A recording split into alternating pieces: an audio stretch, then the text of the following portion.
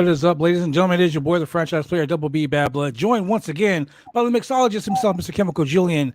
That dude in the chair right there, the Twitch superstar who just got himself a brand new condo. Oh, yeah. Your boy, in the background. Hey, and from TruHeel Heat, we got Stephanie Hypes. What is up, girl? What is up? Finally get you on the show. Finally. Look, our schedules are crazy. Adulting, right? Adulting. Who needs it? Adulting. I mean, Shane obviously is adulting better than all of us. He got himself a condo. Yeah, I recently got this piano and a fireplace. I just recently used it not that long ago. Man, that baby damn, it's like 90 degrees in Portland. What the hell are you using the fireplace for? Yeah, you know, it's Portland. Like weird, man. He looks like he's going to be the next John B. Oh my! Wow. Wow, you went way off with that one. You don't even know who John B is. Jane, do you know what John B is? You know who John B is? They always got to say stuff that I don't know. They forget I was born in the 90s. They forget about this stuff. That's when he was popular in the 90s. You should know. Correct. Oh my God, I was born in mid 94. All right. Hey Shane, you were probably made to John B. Okay. Oh no. I hate it here. Oh man, shout out to TruHeel Heat right there. It's stupid. What's up? Anyway, man, welcome to another exciting installment of the Roundtable Pro Wrestling Podcast, live on ByStem.net with AEW Dynamite. Just man, look, tonight's Dynamite was lit. Yeah. Yeah. There's a lot going Stephanie, on. before we go any further, I need to let you know how we get down on this channel. Okay. So this is how we get down to this channel. Our fans that watch the show, they know we are straight up honest about the matches. We're honest about the programs. We're honest about how things are ran, how things are worked. We're not going to give you the bullshit. Oh, okay. Man, you've all Texas in the house. Jose, welcome, my brother. Welcome to the Roundtable Pro Wrestling Podcast. Well, yeah, I already mentioned that, but you know, okay. So the way we work here is we're legit. We're not going to sugarcoat anything. We're not going to bullshit the fans. You can spit Sid's been on our show. He know what's up. You can say what you want to say, basically. All right. Unless it's a okay. little bit too off kilter. We got to watch after 9 o'clock. But hey, go ahead. We get it in. Spit your opinion. Spit your feelings. I appreciate you guys giving me that go ahead because. All right. I got hot takes, baby. Hot takes. All right. So let me start this episode off with I didn't know that they were going to do the Casino Royale type of battle royal. I thought it was going to be just legit motherfuckers in the ring, just like throwing hands. But I thought so too. Casino Royale. This isn't a random episode of SmackDown where they do that. Come on now. Yeah, this is Wednesday night. This is where Real Wrestling is. Yeah. So the Casino Royale battle royal, the winner was going to face Jon Moxley tonight in the main event, and that winner of that match will go on to Forbidden Door to challenge the winner of the Goto versus Tanahashi match for the interim right over there. Yeah, for the AEW World Championship. So now, before we go any further, say, when that press release came out, this seemed like a very circuitous route to get to where we're trying to go to. It seemed almost like the 7 labors of Jericho, and I was like, I get it. Oh shit. I get that you're trying to like get as much out of the Forbidden Door as you can, and like maybe get as much of the dream matches, get as much Japan involvement as you can. Yeah, you're trying to take a bad situation with Punk being injured, and you're trying to get as much mileage out of it as possible. That's fine, but man, I mean, you're kind of dragging this out. I'm not I'll gonna lie, put you you guys. this way. It was very convoluted for me. Like, it was very complicated and confusing of what they were trying to say. Well, I just want to put out there. I am a WWE fan. I have recently gotten into AEW the last maybe 6 months, so I didn't know about the ranking system and all this stuff. So I was trying to figure out why Jon Moxley was automatically in the finals, and I was because Wardlow has more wins, but he wasn't even signed. And so I'm trying to figure all this out and read the statement that Julian's talking about. And if you're not an AEW diehard, you might get a little lost. And I was just like, all right, look, if it makes sense to y'all, it makes sense to me. Well, this is just me in a nutshell when it comes to this whole thing. I think that this whole Forbidden Door pay-per-view, them not advertising any of the matches, like for instance, tonight they talked about Hangman Page came out and was like, "Fuck it, I want a shot at the IWGP World Champion. I want a shot at Okada." Well, Okada's injured. Okada had been injured, and Okada already said he didn't want to come to the United States for Forbidden Door. So, are we going to have Okada drop the IWGP World Championship to Jay White, who's already in AEW, or what? Like, it's like when Stephanie, you have kids, Julian, you have kids. It's like when your kids are fighting, and then they come running to you and they say, "Hey, Dad, hey, Mom, blah blah blah blah blah blah." One thing I've learned is this: there's your truth, there's her truth, and then there's the truth. You know what I'm saying? So, whose fucking truth is it? Who booked this show?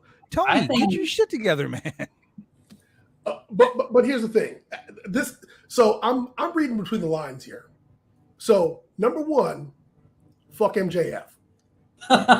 they're going straight with that storyline. They're like, hey, interim champion, most over guy we got. Fuck that dude. He ain't even sniffing at the title. No. Number two, Moxley. Were we going to get Moxley versus Punk? No one even mentioned that. Now, when you look at the ranking system, Moxley was up there, and Wardlow was up there too. But Wardlow comes out tonight and goes, "There's more than one championship. I want the TNT title."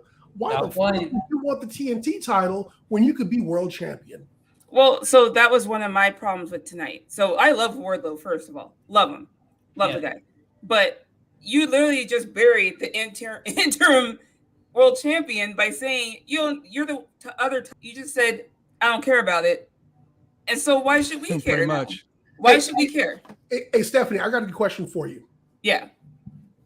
Is Wardlow over with you because of Wardlow or because MJF made him in the feud? Ooh, okay. This is a great question. The first answer is he's hot, but other than that, just kidding. Other than that, I have to say, to me, MJF really made him in that feud. Because I really get that people are chanting for Wardlow now because he's hot off his feud with MJF. Mm-hmm. I want to see how it goes in the future when he's by himself and it's just Wardlow. Because I remember when Wardlow first started and he was like, before you were watching, when Wardlow was introduced, he was like attacking dudes in a parking lot roof. Oh, yeah, that's right. Mm-hmm. Like in a pair of loafers and like a dress shirt. And some Romeo in the chat. And it was like, Romeo! And it was like, who is this guy? And and they didn't really do nothing with him. They put him with MJF as his lackey, and then that story developed, which was great. Yeah. And I'm really wondering if this is like, is Wardlow hot from chasing after MJF? But once that element is removed, is he still going to be as hot? What did you think of it? What did you think of his promo? Aside from obviously burying the interim world champion, what did you think? Like he held his own, right? On the mic? And so exactly that. Is he pivoting away from the world title because he's so big that they think he's gonna be the de facto guy who's gonna destroy everybody, or because they don't think he can carry it? I took it That's as a good fucking question. It's a great question. I took it as, first of all, to Romeo's point as well, I did not like him saying, "I'm just okay not being in the Battle Royal." I would have liked it to be angled, "I just want to get my hands on Punk." Right? Like that should have been the angle. You shouldn't necessarily say, "I don't care to be in the world title picture until Punk's back." Like I would have just said, "You know what? All those guys did that, and maybe I'll go after that later, but I really want my hands on Punk." Like that should have been the angle for that promo, and it just didn't come off that way. I don't know. He's popular right now, and I don't know if he's like the flavor of the month, the flavor of a couple months. We'll see. He has to hold his own now. Now, my second takeaway from this is that Hangman is salty as fuck. Oh, he's definitely salty. And I mean, deservedly so. Yeah. I think maybe, given his, I don't think his run was all that spectacular. I was listening to another show that compared his championship run to Big E's championship run, and it just wasn't that spectacular. I would say less spectacular because you didn't see him on Good Morning America or at any live events really, displaying or promoting AEW. Yeah. But Hangman was like, well, I'm not getting a shot at the championship anytime soon, so I might as well just do blah, blah, blah. If I were him and I was a former champion, I'd be like, rematch clause, I don't care who's got it. I should be number one in line for it. Fuck Moxley. I just lost it. I'm the number one contender. Fuck all you guys. Get in line behind me. That's how it should went down. Yeah. So how does that ranking system work? Once he loses the championship, does he fall down to the bottom? Is that why? Okay, so Bad Blood, correct me if I'm wrong. If you are the champion and you just lost, you don't go to the back of the line. You get a rematch. No, you get a rematch. Yeah, you automatically get a rematch. Well, I mean, I don't know. So why know, wasn't he the one automatically instead of Mox? But Hangman the thing that bothered me about this whole situation was just like Romeo said, like the promo came in there, he was like, well, I'm former world champion and I don't have a shot at the championship, so fuck it, I'm gonna go after someone else's belt. Bro, what the, really? It was just like, man, fuck it, I'm gonna go after Okada. It's like shit, man. I was driving my car, right, and I ran out of gas, but there ain't no gas station around, so I'm just gonna ride a bike. Motherfucker, put some gas in your car. What the fuck is going on here? Or better yet, if I was Hangman, I'd be like, give me back the title. Bro, give me something. I don't care who that is. I would have too. I'd be like, let me be interim champion. Demanding a fucking rematch right now. Someone actually said, so people were actually kind of upset, not upset, but confused why they just didn't let, I don't know how long Punk's going to be out, but why they didn't just let him drop the title until he's back, whether it's a month or 2 months or whatever, and just either give it back to Hangman or do a whole match for whatever. But they were like, why don't you just let him drop it and he fights for it when he gets back? Like, so this whole interim title thing, I completely disagree with. I fucking hate it. Yeah, I hate it. And I put it up there with Nakamura not defending the IC title for 6 months. Yes, that's insane to me. Insane to me. Yeah, I didn't even defend that title once. Every time they put a title, this isn't about AEW Dynamite, but every time they put a title on Nakamura, they do this. They do exactly that. He either doesn't defend it, or you see him just come out and dance to a song, and then he goes back to the back, and I'm like, for fucking what?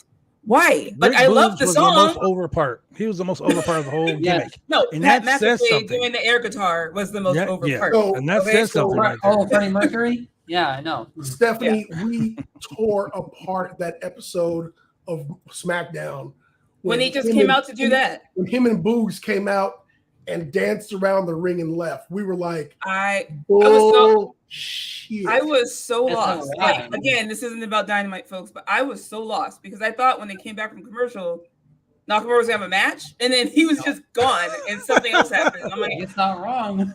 Where'd he go? And everyone was like, "Oh, he just had his music for the crowd pop and to get the crowd excited," and they took him back, and I'm like, "Wow." So go back to AEW. I mean, Hangman is not part of New Japan. So who is he to walk into a New Japan ring and be like, "Hey, I know there's some other dudes here in line waiting to fight Okada, but nah, it's me." Right? They're like, "You ain't no Super Junior." You damn sure ain't no Super Junior. You ain't been in that guy who just won the Super Junior? Yeah, fuck him. Give me that. Where were you at Wrestle Kingdom? You ain't done shit. And that's basically what Adam Cole said. Adam Cole said almost basically that. He was like, no. Adam Cole look. Right? One thing I'm gonna tell you, Stephanie, about this show is that we call shit out. We get no fucks. Hold on, let me look at my bank account real quick. Yep, no fucks in there either. No fucks in there either. Look. I mean, we give no fucks here. So I'm glad you said we're gonna call it out. Yeah. Okay. So I'm gonna call it out. Here's the thing. Adam Cole is a heel. And what do heels do? Heels tell the goddamn truth. Yes, they do. Yep. People get so mad the heels to MJF. MJF was like, "What, you gonna give all the money to some fucking ex-WWE guys?" People are like, "Oh, he's unprofessional bullshit." Why? He just told you the fucking truth. No. Yeah, I think most people, I think that low key turned him face. Oh no, Because everyone was no. like, he's right. Definitely, It does. After that promo. It does. Think That about promo that. was the People- truth. I'm sorry. People but hate heels because they're fuck. I always say this. I fucking say this, and I will die on this hill. Kurt Angle, the best heel in the world. You know why? Because that motherfucker told you, "Hey, I got intelligence, I got integrity, I got intensity. Hey, I want a gold medal with a broken friggin' neck. I'm the best wrestler in the world. Guess what? I ain't gonna debate that because that motherfucker won a gold medal with a broken neck. I got 7 belts in my trophy case right here that I've won. Nan won, knock on wood, with a broken neck. That motherfucker, he's the best. And you know why he's the best? Because he told me the truth. He said, guess what? I'm the best. I broke my neck to prove it. He said kumbaya. Preach on, preacher, you know? Like shit. Where's your collection plate? Let me drop some money in it. Like for real. That man drove a milk truck and sprayed milk all over everybody. Like, come on. You know who else? You know who else is a true motherfucker that I appreciate? Not just because I appreciate him personally, because I know him personally, but I appreciate him as a wrestler. Eddie motherfucking Kingston. Oh my god, look, that man is. I swear to God, I know he's supposed to be a character, but like, I don't think he. Like, that's not him. I feel like that. I mean, I feel that is him. I feel it's mainly 100% the fact that is actually him. No, like that's 999%. Promos are. I literally tweeted this earlier. I was like, he's the best promo in AEW. Yeah, and it's because he's just fucking talking. He's just speaking. He's speaking fast. He was like, don't. He's like, don't count me down. He's like, come here. Get out of here. I was like, every Eddie Kingston match, I'm like, this dude woke up. He probably fell asleep on what he had on. woke up, was like, oh shit! I got his old lady was like, hey man, you got a match today. He was like, oh shit, I forgot. No, and he went straight to the ring. No lie, if he bro. No lie. Sat there and was like, I designed my own gear. You lying? Look, no lie. You went Homicide text me, right? Champion sweatshirt. No. Look. No, for real. We in Florida. We in Florida for WrestleMania week, right? We got like 15 fucking matches, right? I'm waiting for Homicide. He texts me. He's like, "Hey, bro, we're getting off the plane." So I get to the airport. I'm waiting for him, right? Now we already know. As soon as he got the plane, we got to rush over to this fucking wrestling show, right? He gets on the plane. Kingston's wearing some flip flops, fucking basketball shorts, and a tank top, right? It was a Wu-Tang Clan tank top. And he was like, yo, partner, where the show at? That motherfucker legit put on some Chucks and wrestled the show, and the shit he came from the airport in. No need. I mean, he looks like that dude, though. Like he's that dude. Like, no lie. I think people think that's his character, but I'm like, I think that's him. Like, no, I don't know him, but it comes off very. It's very hard to tell when you don't know who is who on TV. But anything said, that's legitimately him. He seems very genuine. Yeah. Like, and it's not even that. The build to his feuds, like that with Jericho, like that I forgot what episode it was, but when he got in Jericho's face and they couldn't touch each other, I feared for Jericho's life right then and there. I was like, Lord, this man's about to kill him with his eyeballs. Because I was like, good God. Like yo, Eddie. I got goosebumps. I was like, shit.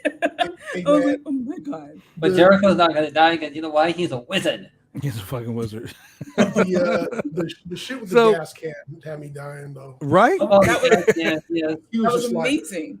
He was like, I'm about to set this motherfucker on fire today. Visual. He's like, you know what? This is how we're winning. We're just gonna burn it all down. I was like, hey, calm down. Hey, are you gonna tell him no?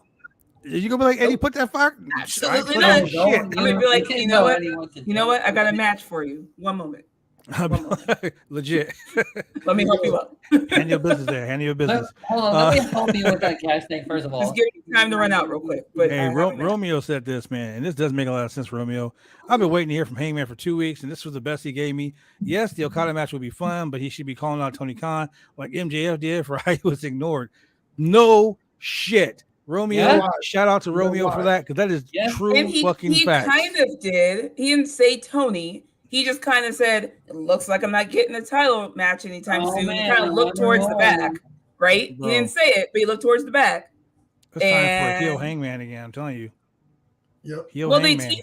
they teased it in the match where he lost, where he was like about to hit him, and he was hit him like, with that belt. That's just me though. Hey, You know what though? You want to know why I've been OIWA North American Champion for 475 days? Wow, 400. Because I have no problem hitting a motherfucker with a belt.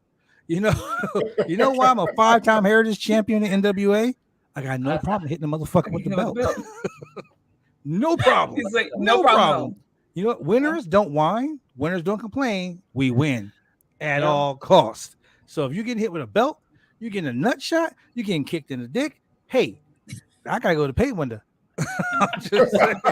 Straight to the pay window. I would actually love to see. There's two people I'd love to see heel, and that's Hangman and Ruby. I would love those two to turn heel, but yes, I don't know if they'll go there or not. Maybe after Forbidden Door. Ruby but definitely needs to turn heel. That's for sure. She definitely needs to do something. Shane, why did I just get a message right now that says Shane looks like a wall poster?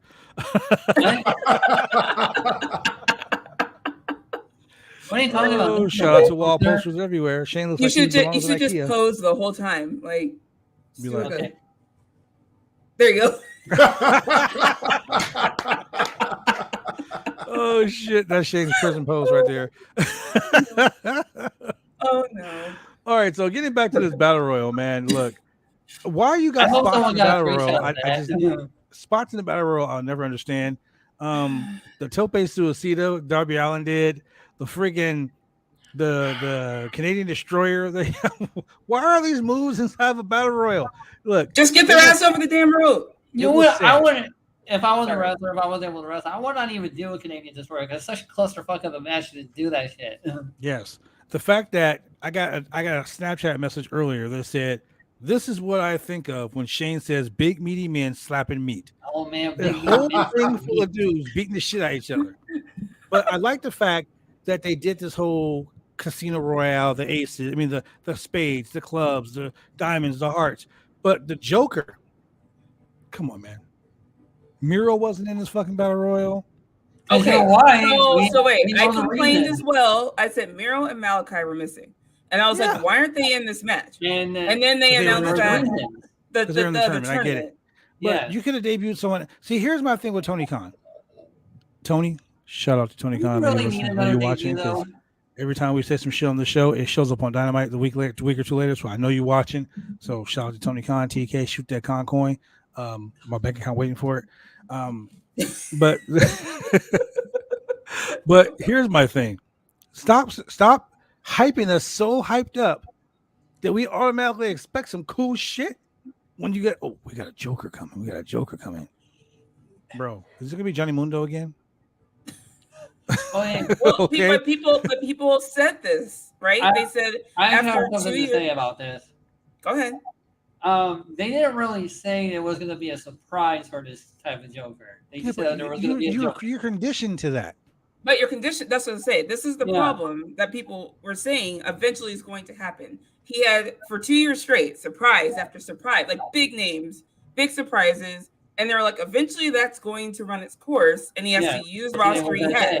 Correct. Yes, Andrade was coming back. We hadn't seen him in a couple weeks. Why didn't he let Rouge show up? Like you did. You showed Rouge on the fucking last week. People did say they need a cool down on the surprises.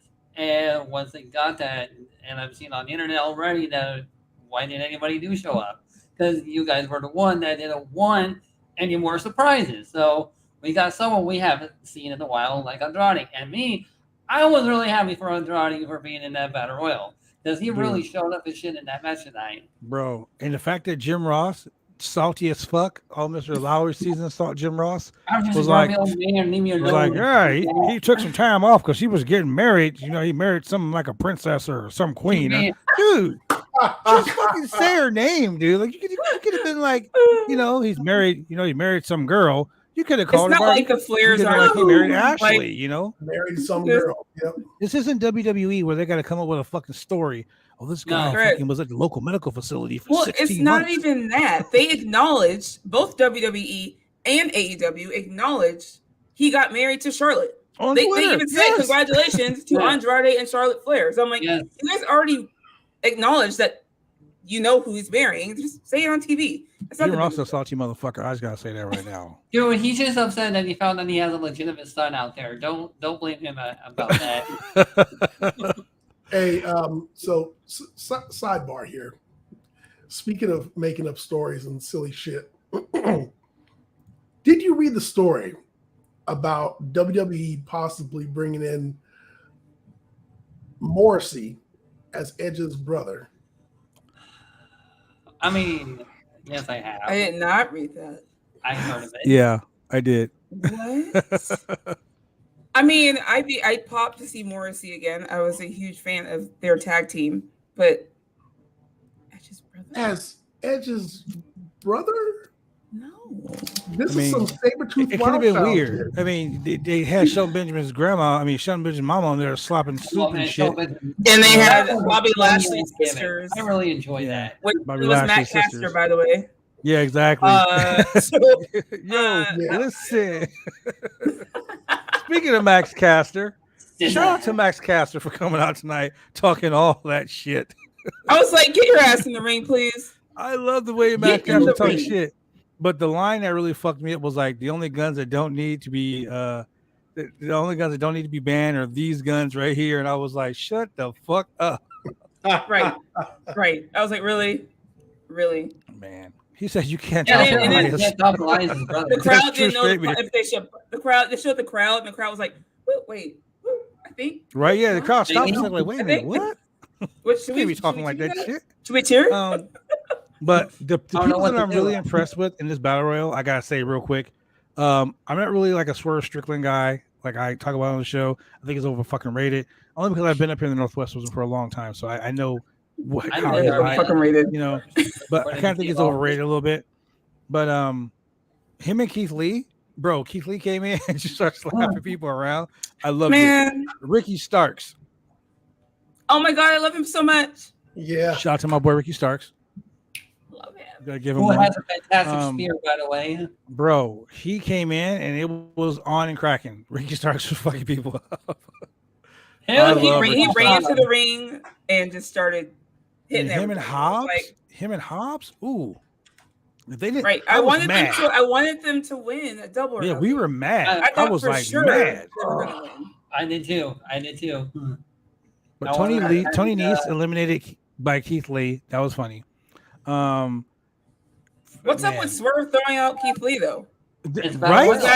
Was that a like look respect, but every man for themselves, or is this like a F you? I'm It done. was a respect. Because Swerve he posted on Twitter was a saying he is a dead weight. I think is what he said about Keith Lee. Ooh, shit. I was like, oh wait, where is it at? Hold on. swerving. He Wow. said, right, They right just here. came up with the t-shirts. What the hell? They showed him.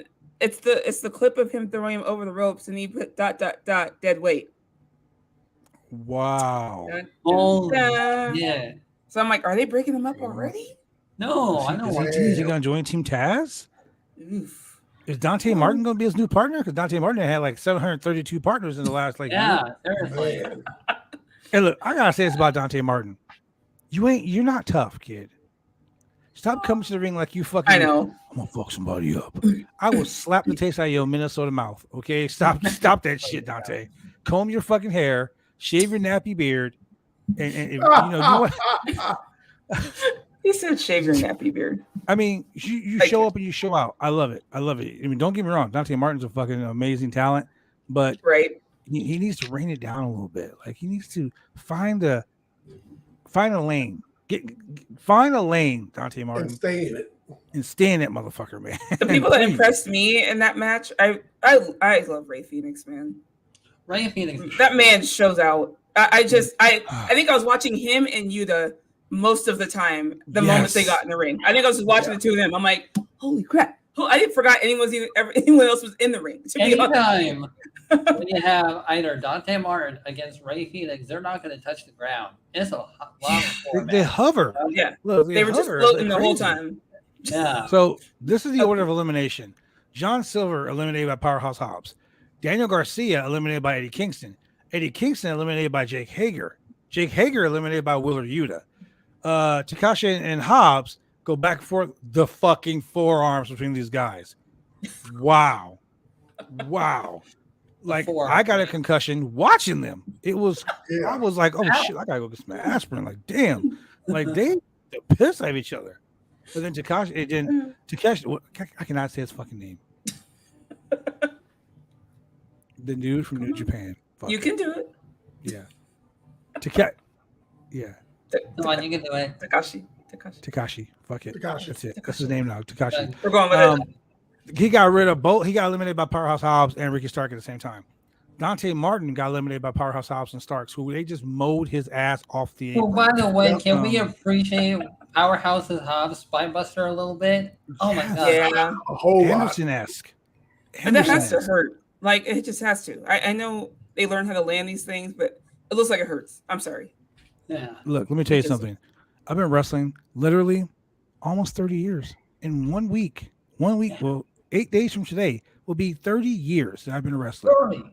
There is Wow. no fucking You way throw a taking a spine party. buster doesn't hurt. Trust Right. me. I was like, it just looks like it hurts. All of it hurts. Ladies and gentlemen, all of it hurts. I get body slam, I suplex someone, I get chopped, I get kicked, I trip into the ring. Guess what? It all hurts. Everything hurts. Even hitting the ropes. Running the ropes hurts too. People don't get it. Right. But Swerve and Dante Martin, they attack. Swerve and Darby attacked Andrade. Ricky Starks was eliminated by Ray Phoenix, which was crazy. Bobby Fish got eliminated Darby Allin, which, okay, whatever. Swerve, talks about his tag team partner. Can we also say that Darby Allin got eliminated twice? Yeah, right? Yeah. Yeah. Yeah, I saw that. I was like, what? But Darby got eliminated by Bobby Fish, and then Darby got eliminated again by Shane Strickland. That's a bullshit. So was it the first one a mistake? Is that what happened? I think so. I think maybe he bumped the wrong way. Man, in AEW, you get redos in your battle royal. When it's a Royal Apparently. Rumble WWE, you get not. Parents like, Yeah. oh, you number one in the Rumble? That's okay. You can come out number 5. If you get eliminated, just come back. That's fine. Yeah, that's Just all right. come back. No They'll one saw never that. remember. Yeah. No one saw that. I mean, Yeah. in the WWE, no one sees it because what's his name? Kevin Dunn is like fucking changing camera angles so fast that it's like, oh man, who got what? Makes me dizzy. Yeah, Hobbs eliminated Yuta, and then the final 4 were Ray Phoenix, O'Reilly, Yuta, and Andrade. And I just gotta say, I've been saying this for weeks. I love Red Dragon as a tag team. Yes. But dude, let fucking Kyle O'Reilly go, bro. Let him go. Let him do his Let him be thing. the TNT Yes. champion. He's been killing it for weeks. See, my friends He's absolutely hate the fact that the Elite is going over like nonstop. Like literally Dude. hate the fact. Kyle O'Reilly has had some fucking amazing matches, ladies and gentlemen. Yes, he has. I blow him up constantly on the show. The fact that Kyle O'Reilly won this Rumble, and then was like, they fucked over his interview. I hate that. Yeah. Yeah. Okay, Jon Moxley was backstage talking shit. He was backstage talking shit, talking about Forbidden Door. It's the wrong time. Kyle O'Reilly's not going to make it. Whatever. I would like to see Kyle O'Reilly versus Tanahashi. Oh I man. think like a lot of people want to see that. And I Here's said the in the thing. group chat that match will be stiff and strong style match right there. I mean, we know Goto's not going to win the fucking match. We know he's not going to win the match. It's going to be Tanahashi versus whomever. Tanahashi versus Moxley, probably. Yeah. That's what I'm expecting. I see a lot of people really want Kyle O'Reilly there. Yeah, I really want Kyle O'Reilly. I've been frustrated with Kyle O'Reilly. Kyle O'Reilly's booking since NXT. Like, he's always the backup guy. He's always in the background. And while Adam Cole has the flash, he does have that charisma. Kyle O'Reilly is better in ring to me. And I love watching Kyle O'Reilly wrestle more than like watching Adam Cole wrestle. But So everyone's like, well, he can't carry himself on the mic. He can't, he doesn't have the charisma of Adam Cole. Get him I'm a like, manager. we haven't Let the manager given do the him the talk, right? chance to even do that. Like not fully. And so I don't know. I get frustrated because that, to your point, like he's the top. He should be at the top. He should be. So in my opinion. Kyle O'Reilly's been playing the role of enforcer for quite a while. He's Yes. Arn Anderson in the And group. he's a good enforcer. Like legit in the ring, like Yeah. going there and enforce and beat somebody's ass. But like Yeah. you said, he's not that great on the mic. Hey man, look. if they want to have Stokely pick up 2 people, he needs to pick up Kyle O'Reilly and Adam Page. I mean, not Adam Page, but Hangman, Adam Page. Oh, get Adam Page off the mic and let Stokely talk for him and be like, my man got cheated. My man needs to be at the top of the card. Let him plead his case. Yeah, just Kyle God O'Reilly, forbid him say, Tony, cut the shit, because I can't have that shit no more. Tony, cut the shit. Kyle O'Reilly, same thing. I mean, why Kyle O'Reilly's not in the BCC is beyond me. He's a prime candidate. That's the style of fighting they're going for. Exactly. And the fact that they were pushing, they were hyping it like Regal himself was hyping that in the match later on the night. Yeah, he was. But ladies, I'm just gonna skip a little bit. I usually don't skip to the end, but fuck, man, Kyle O'Reilly beat the shit out of Moxley. Yes, he did. Yeah. He tied Moxley up so much. I was like, dude, like there was that point where I thought, like, why they put the wrong guy over? Yeah. And the crowd is sitting there chanting for Moxley. I was like, what match are y'all watching? Exactly. Well, here's the thing. Moxley, so this is AEW's, in my opinion, AEW's issue right now.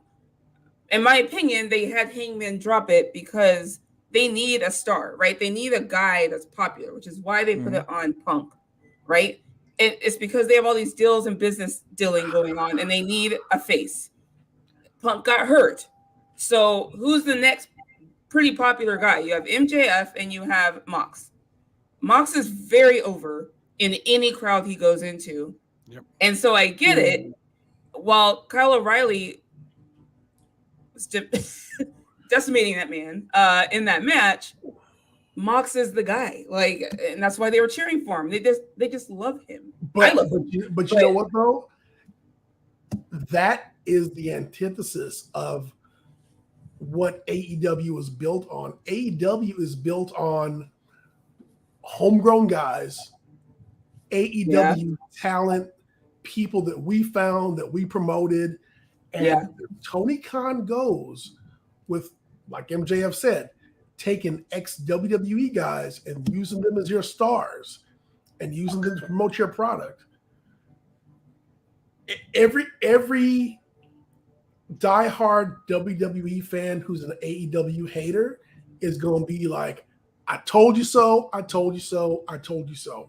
And they'd be right in saying that because, I mean, okay, Vince McMahon has done the exact same thing.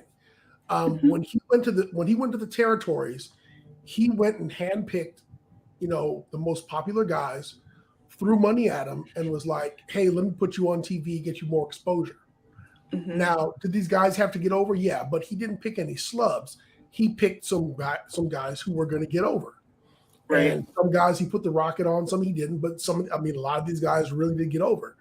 But if you're taking someone who's a household name like a CM Punk, where despite what Punk says, I know he says he got to start in Ring of Honor. I know that he said he worked the Indies, but he got his mainstream stage. He got his mainstream exposure and fame from being in WWE. Yep. Summer of Punk in Ring of Honor was not Summer of Punk in WWE. True. I mean, that's where the masses got to see it. That's where so many eyes got on his product, and that's where he got so famous. That's where he made his money. Let's put it in terms of dollars and cents. That's where the dude made his money. Right. And so for you to take these people and now use them to advertise your product, you're gonna be branded a hypocrite. And that's where people are going though. That's what's kind of happening. And I think that's why the MJF promo was important. I feel like someone, I'll probably get it wrong, but someone posted saying it feels like WWE is the build a star. If they don't need them over there, Tony's like, we got you. We'll put you out there. Because the thing is, they know, like trading cards. They know their name now, right? Whether obviously their ring name might be different, but they're more known now because WWE put them on a platform. And because I tell people all the time, I wonder if Mox would be as popular if he was never Dean Ambrose. Would he be? That's shit. That's a good. Do you see what I'm point. saying? I No, hate to say it, I ladies mean, and you're gentlemen, that's a absolutely real right, good because point. Yeah. he never would have gotten that mainstream exposure, and that's what it is. Because as good of a product as Impact is, I think Impact is a great product. It is. Impact does not have that primetime slot. They don't have those eyes on the product. As good of a product as Ring of Honor is, when Ring of Honor was on TV, they didn't have a primetime slot, and you had to search to find them on Sling TV. I mean, if you didn't set record, you wouldn't go watch the show. No. And so, if you don't have that primetime stage, if your face isn't plastered on the side of a 18 wheeler, if you're not making the rounds at Good Morning America and all these other shows and Make-A-Wish and all that, and you're not getting that exposure, then you're just not gonna make that name or get your name out there. And So speaking of exposure, let me do this real quick. Shout out to my nephew Nathaniel, who just graduated middle school. I mean, going to Congratulations. middle school, man. Shout out to my boy. Man, I want the Shout high out to school. Mike Roses too, Nathaniel. man. Shout out to Mike Roses too. Mike Roses is having a little bit of a issue right now, and he watches the podcast a lot, and he says things are going pretty bad for him. But dude, like I always say, man, there are people that can help you. There are people that are always there. I'm glad to see that you're actually on the line right now with the suicide prevention lifeline. Stay on the line, man. And I mean, I know the wait might be long, but it's worth it. Trust me, I promise you. So shout out to you for taking that step, because sometimes it's really hard to do when you're by yourself. I had to get that out because I'm chatting with him right now, as a matter of fact. So shout out to Mike Roses too. Yes. But hey, let's talk about the match stealer of the night. Oh man. Fuck me sideways, bro.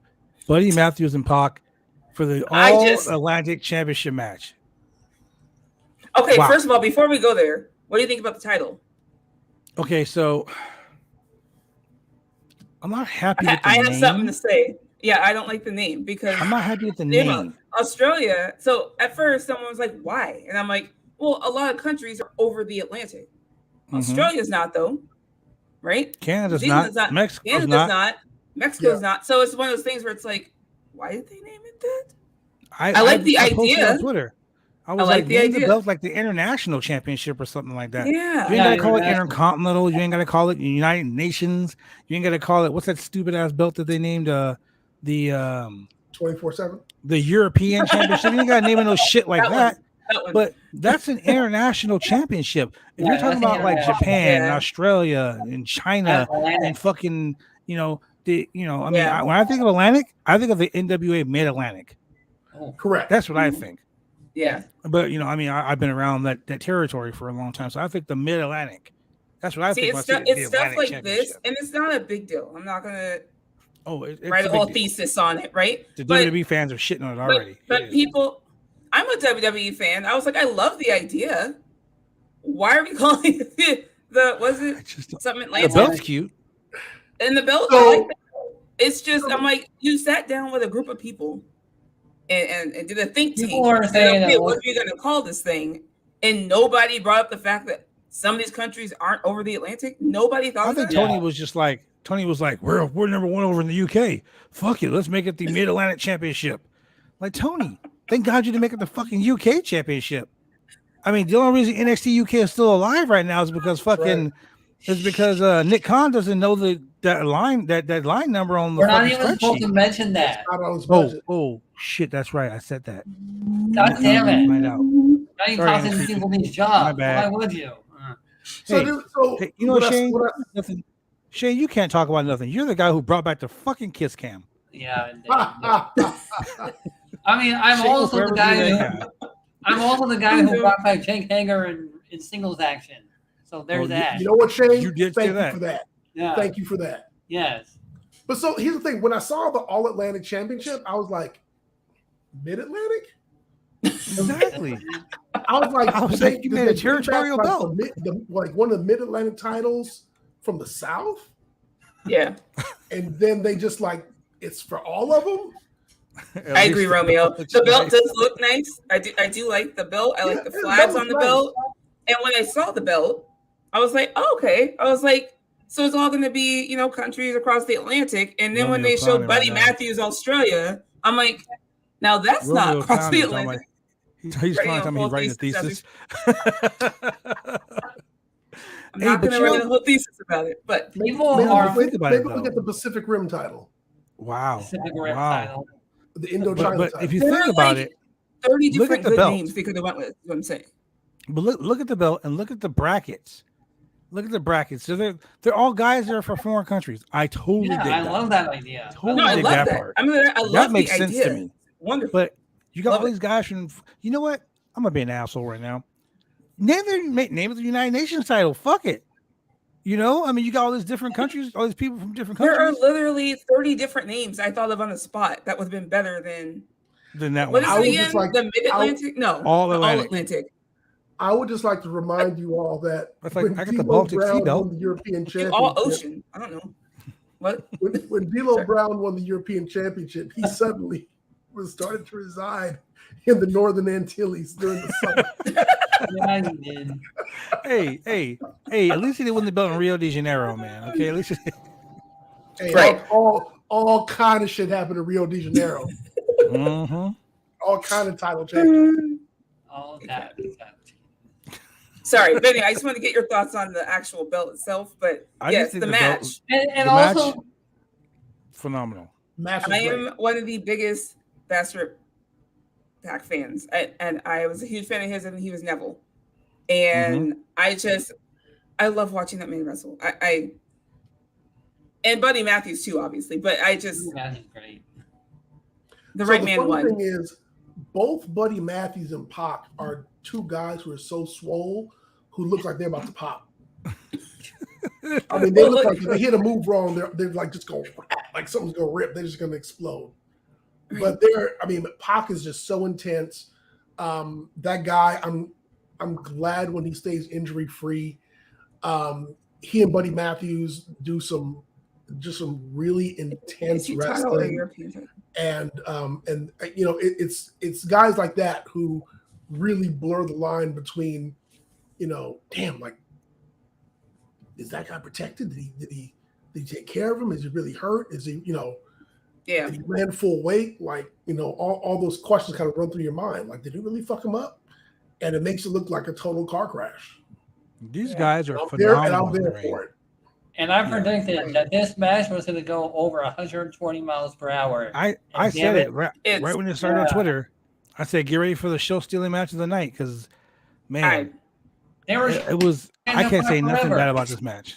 I love this so much. I loved every bit of it. Yeah. The right person won, in my opinion. Mhm.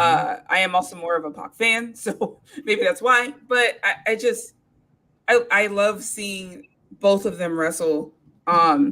It's just it's something that frustrated me about WWE with both of them, right? Yeah. They're just two good wrestlers, and AEW is just the right fit for them. They just throw them in there with probably show anybody, them and what they'll they're have really a good worth. match. Like it's There are just 4 guys in AEW that you can throw into a match together with any motherfucker. I mean, anybody. You can find the dude from the popcorn stand, fucking the 5th colonnade up there, and be like, "Yo, you Me. want to wrestle Pac tonight?" or me. Or- I can't take a bump for life, but I'll wrestle. They'll make you. Good. They'll make you WrestleMania worthy. You be like Sasha Banks. Put up in me that over. shit. Like Put me over. seriously, you know. Or the guy that he said that he owned the barbecue joint, and then later found out that he never owned the barbecue joint. That interview you can see right now on BodySlam.net. As a matter of fact, you can go back Damn it. to watch that Wow. interview right now. with Victor Andrews. You know, I did that interview specifically just for you, Julian. I texted him. I said, "Bro, I got to ask you, did you work at the Chicken Shack?" He's like, "Nope, that's something the WWE said." I said, "Ooh, Julian, go be mad." I'm like, "Let's get this interview in." But Hey, the I think we should officially call it the Inter-European title. wow. Inter-European title. So Inter-European title.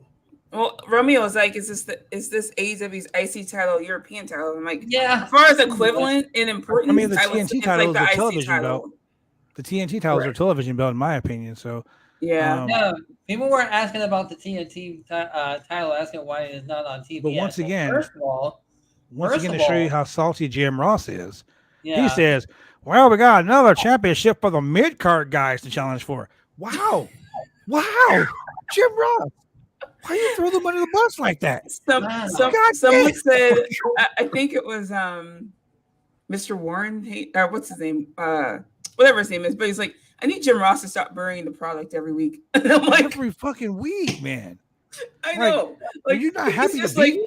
he's like, what is this shit? Like, he literally is like, basically, he's giving like, what is this shit? And I'm just like, Jim, like, can you hype it up a bit? Maybe fake it. I don't know. Like, do something. This match is He's bowl just and like, shoe ugly. He's been a commentator for a long time. He's allowed to say whatever the hell he wants. There's no Hey. bowling shoe up there. But look, the thing that got me mad though is when like, okay, so fucking Buddy Matthews hit this fucking spectacular move. He just rolls fucking Rose Pac in the ring through a sunset flip right into a fucking Liger bomb. Yeah. And Excalibur's like, oh my god, the Rolling Thunder Liger bomb, right? And Jim Ross is like, Jushin Liger never hit a Liger bomb like that. Shut the fuck up, Jim Ross. Jim, could you just go with it, man? Like, Jim, Go with did they it. piss in your Cheerios this morning? Like, what the fuck, dude? Come on. You're supposed to be the guy. Even if you don't like something, it's your job to make the fans like it, Jim. You know what's funny? And they were on commentary together. I feel the same way about King. Jerry Lawler. I can't. They just keep him off commentary because the shit that comes out of that man's mouth. I'm like, dude, you stop. Like, I think once he called. Oh my god, I don't even want to repeat this, but once he called it like, he's like, what is this? The ramen noodle bowl, and of course the Asian guy in the ring, and I'm like, yeah, this is like what? Lawler, I'm get off sorry. the commentary table. Did you never watch the old Tito Santana matches being called by Jesse Ventura? Chico Bandana. Yeah, I remember those matches. Look, the flying jalapeno. Yeah. Yeah. Oh, Tito hits with the flying tomato. I mean, the flying tamale. And I was like, wow. Hello. And you're a fucking governor now? Are you Bobby a Heenan senator? called a Ricky Taki match? Oh, he'll just want to wrestle him again an hour later. Hey, Ricky Taki's my friend, man. That's like fucked the up. shit that used to fly back then is just not going to work now. And they Not need now. to watch Oh, out. man, if that shit was happening right now, you'd just be canceled right off the bat. Oh, man, Yeah. man. I don't know how man. JR survived this long because he I don't slips know. up all of the time. People just feel All bad of for the him. time. He's just a grumpy old man that doesn't know any better. That's I think why. people just accept that about him and just move on because we're You're like, well, I'm Jim Ross, and I'm over here with my cowboy hat, and oh my god, look at this fucking My God. Jushin Liger never did that type of shit. Like, shut the fuck, in his Jim Ross, mind, stop. No, you know what he does in his mind, and I truly believe this. He probably thinks, "Man, I really miss saying, by God, it's Austin. By God, it's Austin. I really miss seeing that. By God." He can still say it. It's Austin Gunn. Austin There you Gunn. My God, it's There Billy you go. Gunn's kid, The Austin. Ash Boys, the Ash Clan are about Damn to it, sit here kid, he has a themselves. By family. God. oh, JR. Jesus. Hey, you Salty know, JR fun. might be It's like, not for the scissors. By God. y'all know it's February, and I must say, I'm just happy as anybody else to see these colors succeeding in the ring. Oh, man. Ugh, No. Like Jim! ugh. Oh I my didn't say the God. N-word. Okay, so Jim, moving stop on. it. Moving on. We had a promo in the ring. Trent Beretta We're comes gonna out. get Jim Trent's Ross in like, trouble. yo, I miss my I'm bummed best out. friend. We didn't win the Ring of Honor tag team belts. And FTR, y'all need to come out here so we can talk about this shit. Of course, FTR comes out. Cash is like, yo, man, that doesn't sit well with us either. But your partner ain't here right now. I'm thinking they're about to beat your ass, Trent. It's like, this is best. Jim Ross, once again, this is best friends week. And his friends ain't here. Wow, motherfucker. Thanks for putting that shit out. Yeah. Damn, you friends, fucking Ross, I'm antisocial sorry ass. for you. But yeah, so the fact Dax with the whole shit. Oh man. But he was like Will Ospreay's bitch boys. And I was like, you know what? Yeah. Look, Stephanie, on this channel, we figured it out. If you want to start a blood feud with someone in wrestling, don't break in their house. Don't kidnap their kids. Don't kidnap their dad and lock them in a basement. Those Just drug call people someone a just like bitch. Roman does. Yep. That's the word. Just be like, That's the magic bitch. word. Oh, here we go. How about to burn your house down now? man. You're gonna call me a bitch. Right Not to mention after when he said the word you bitch, stole my too. car and you fucking held me at gunpoint. That's nothing. But you call me a bitch. Game on. Done. So We're fighting the right fact that now. he said Will Ospreay's bitch boys, and then all of a sudden the United Empire's music played. Right after the word. And Right here after comes the Will word. Ospreay. I was excited. I'm like, oh shit, here we go. Will Ospreay's in the fucking house, right?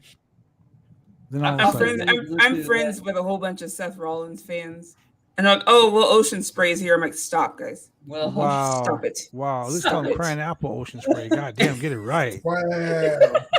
Wow. Oh, look, Will Ocean Spray's don't here. make I'm it like, bland. stop it. Shit. Hey, you know what I did when Will Ospreay came out? I took as many blue chews as possible. That's how Shane was like, fuck yeah. Yeah. About time. Where's the blue chew? Oh. Shane got so excited when Will Ospreay came out. He was like, damn, it's time to feed the ducks. That was, look, you guys are going to be so mad at me. You're going to be so mad at me. But low key, I didn't know who it was. And so I was waiting for the name to pop up. And I was like, oh, I didn't recognize him. I did not recognize him. I was like, who is this? And it took me a minute, but I got it. Ladies and gentlemen, please excuse this lady. She don't understand that Will Ospreay is the bee's knees. Look, I've seen him wrestle. I just didn't recognize him right when he first came out because I wasn't expecting to see him. That man is smooth like butter. Shane's arm. Just disappeared in his new costume. Do that again, it's, Shane. Do it again. It's in the fireplace. Oh shit! Shane's playing the piano. Oh yeah, the piano playing all by itself. That's hey, so you know, Will Ospreay and the United Empire attack. I'm just sad because my boy TJ Perkins wasn't there. Hey, can you feed the ducks while commentating on how Will Ospreay put on that elbow thing? Just commentate that. Will Ospreay, after a spectacular move, oh no, slides the elbow pad off and looks to the crowd and thrusts his forearm in the back of Cash Wheeler's head. Smack.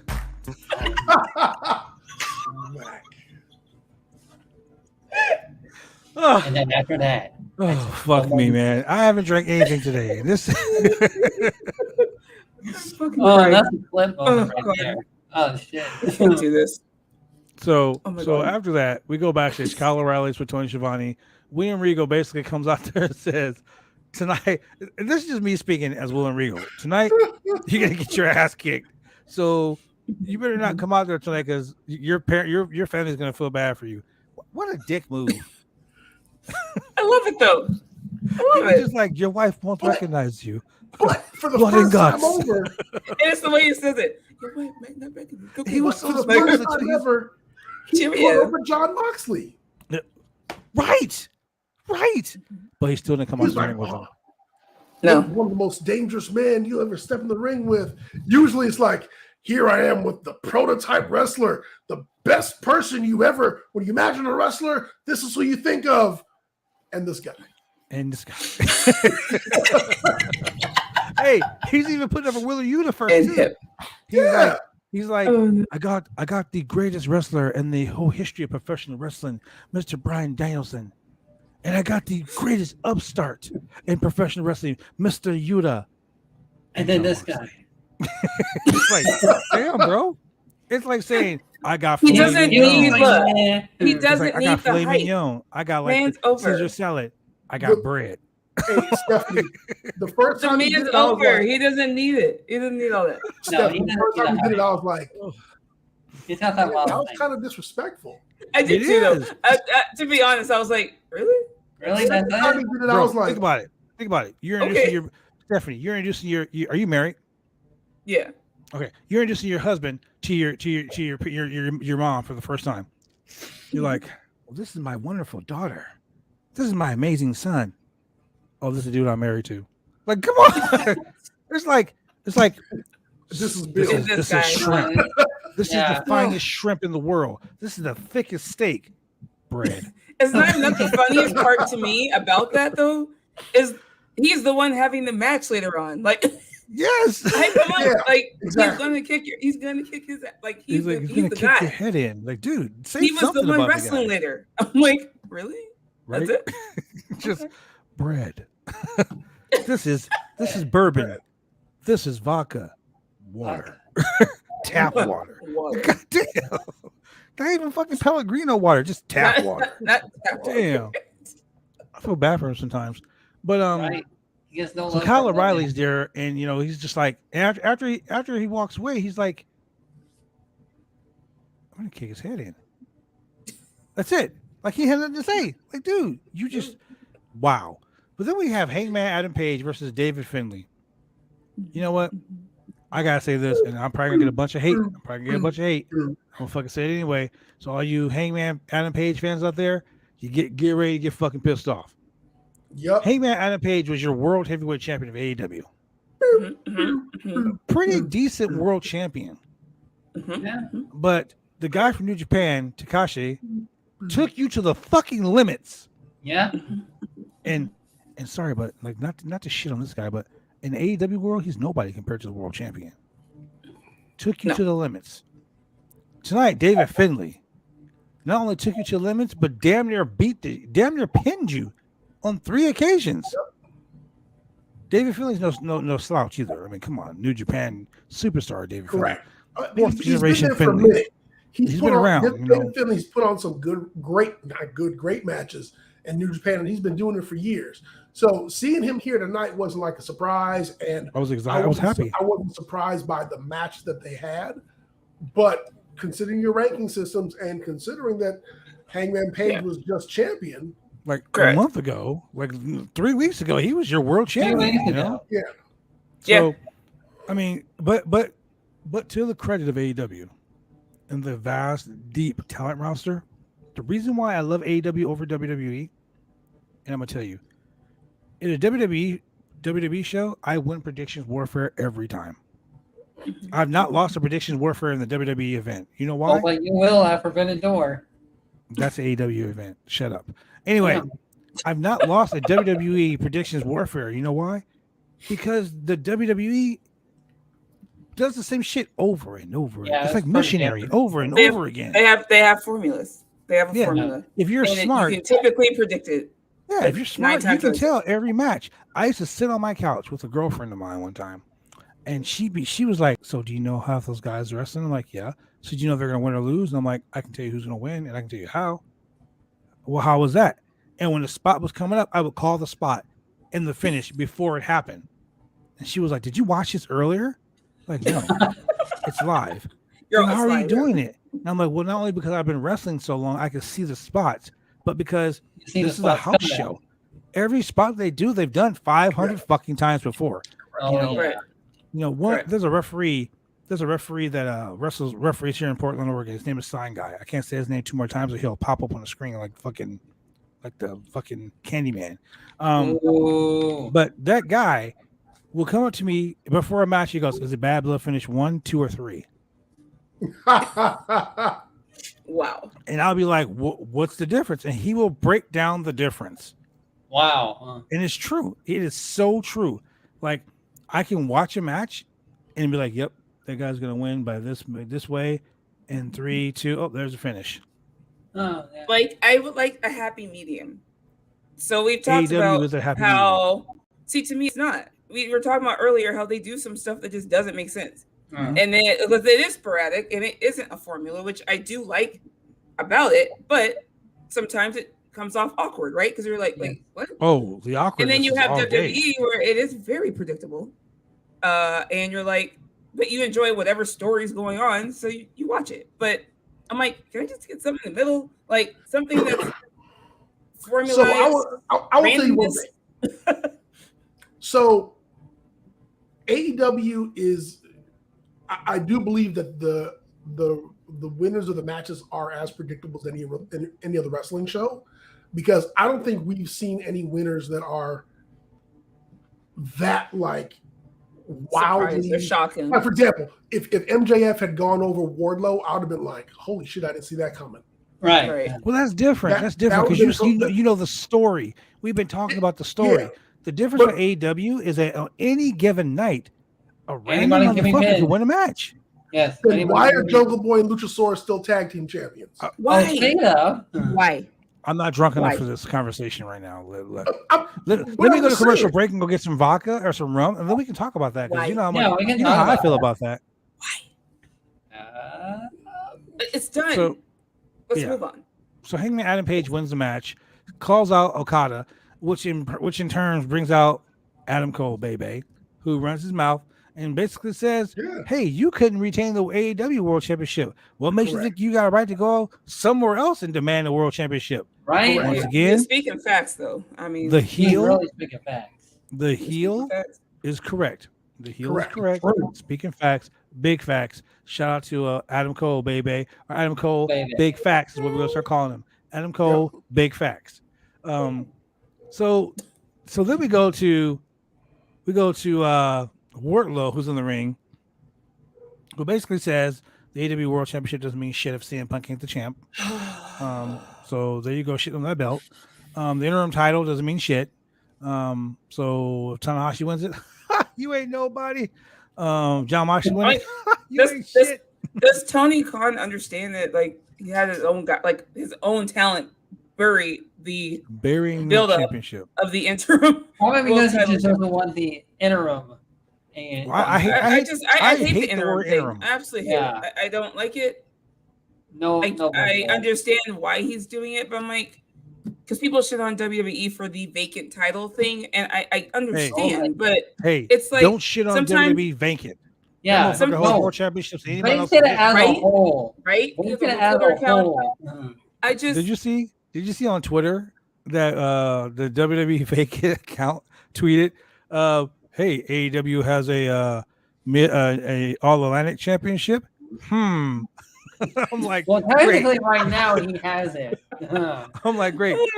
Vacant's like, I got no Vacant. belt, bitch. Hey man, bring in CM Punk. added one to the collection. The real Vacant's the world. Ultimate Dragon. Hey man, bring in CM Punk. They want to put over vacant. So you know what? They made a title for vacant for a little bit until someone wins it. Hey. I guess I'm trying to figure out the thought process behind Punk keeping it. I don't Don't get me quite started up again. understand. I just don't get it. I don't get it. Unless he's gonna be Ro- back in like a week or Romeo? two. Romeo's in the 0 for chat. 2 without MJF. Romeo, holding his hand. get start. Romeo, get started up. Get started up. We want you. You know what we're gonna do? You know what I want to do? I want to do this real quick. I'm gonna go to a commercial break because I want Romeo to be super hyped when we come back because I want to hear what he got to say. Like I legit Because want to hear Romeo what he got was to say. 100% right. He, Yeah. man. We were literally just talking about if Wardlow can hold his own without You got a MJF. minute and 10 seconds to get yourself hyped. Let's go. Professional wrestling is one of the toughest sports going today. If you ever dreamed of being a professional wrestler, then former WWE superstar and World Tag Team Champion Sir Mo of the famed tag team Men on a Mission invites you, yes, you, to join his Bumps and Bruises Academy.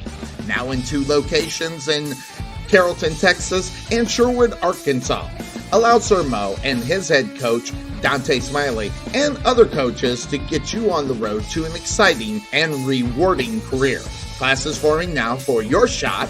Contact Sir Mo at 704-819-7312 or fill out an information questionnaire now. Don't wait, make your dreams come true today by joining the Bumps and Bruises Pro Wrestling Academy.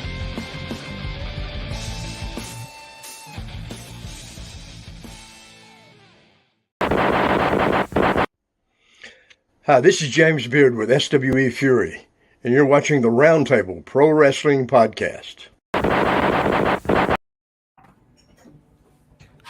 And we are back, ladies and gentlemen. Look, man, Chemical Julian is gone. Stephanie's gone. Wait, there's Julian. Oh, there. I see we got some chats here. Let's see. Oh, what the fuck, Tony Khan? Hey, I got a question for you. Shoot. I'm gonna wait for Stephanie to come back. I'm gonna wait for Stephanie There to come she back. is. There she is. Spit your question, sir. All right, here's a question for you.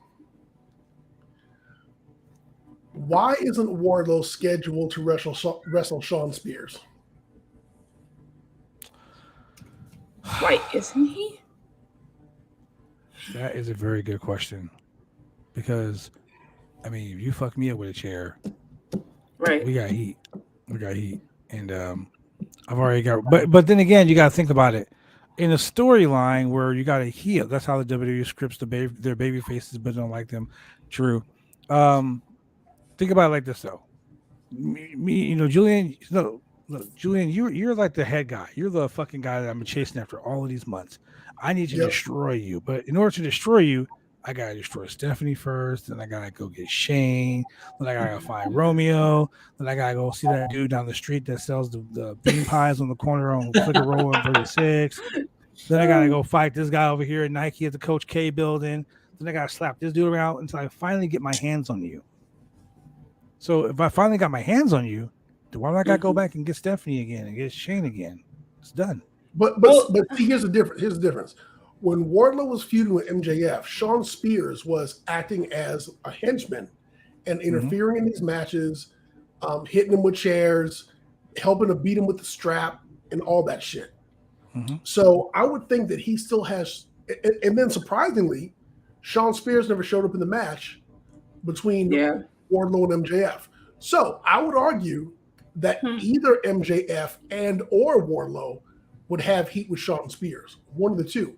And especially when Wardlow decided to hit 10 power bombs on MJF. Yeah. So Shawn Spears is on his mind. So why aren't those two? I mean, that would be like a logical kind of clean up the bodies in the feud kind of thing to just kind of like finish completing the circle and finish it off.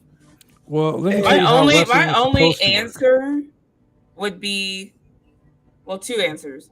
One, I think the Punk thing obviously threw a wrench in some creative plans in general. Yes. Because I don't know if Wardlow was going to go after Punk next, if he was still champion. But maybe he just didn't see Shawn Spears as that important. So this is the way wrestling works. And I'm going to speak to you from a booker's mind, okay?